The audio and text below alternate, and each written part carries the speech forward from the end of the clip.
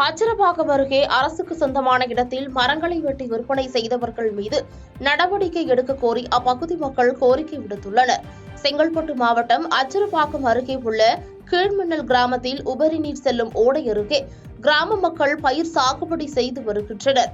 மேலும் உபரி நீர் செல்ல வழியில்லாமல் சுமார் 20க்கும் மேற்பட்ட குடும்பங்கள் ஆக்கிரமிப்பை செய்துள்ளனர். குறிப்பாக ஆடு மாடுகள் மேயும் பகுதிகளில் சுமார் 40க்கும் மேற்பட்ட குடும்பம் அரசுக்கு சொந்தமான நிலத்தினை மடக்கி வீடு கட்டி ஆக்கிரமித்து உள்ளனர். இந்நிலையில் தனிநபர் ஒருவர் அரசுக்கு சொந்தமான சுமார் 2 ஏக்கர் நிலத்தில் உள்ள 5 லட்சம் மதிப்பிலான மரங்களை வெட்டி விற்பனை செய்துள்ளார். இதுகுறித்து கிராம நிர்வாக அலுவலர், வருவாய் ஆய்வாளர், மதுராந்தாங்கு வட்டாட்சியரிடம் புகார் மனு அளித்தும் நடவடிக்கை எடுக்கப்படவில்லை என கூறப்படுகிறது. இதுகுறித்து செங்கல்பட்டு மாவட்ட நிர்வாகம் நடவடிக்கை எடுக்க வேண்டும் என அப்பகுதி மக்கள் கோரிக்கை வைத்துள்ளனர். கழிங்கல் தண்ணி வெளியேறும் உபரி நீரை மடக்கி அவர் 2 ஏக்கர் நிலத்தை மடக்கி சவுக்க வைத்து இருக்கிறார்.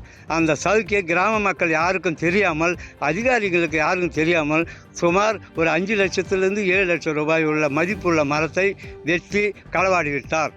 அதை ஊர் மக்கள் கேட்க போனால், நான் அதிகாரிலாம் நான் பார்த்துட்டேன், எல்லாத்தையும் செய்துட்டேன் அப்படின்னு பேசுகிறேன். பாதகம் செய்பவரை கண்டால் நாம் பயங்கொள்ளலாகாது பாப்பா, மோதி மிதித்து விடு பாப்பா, அவர் முகத்தில் உமிழ்ந்து விடு பாப்பா.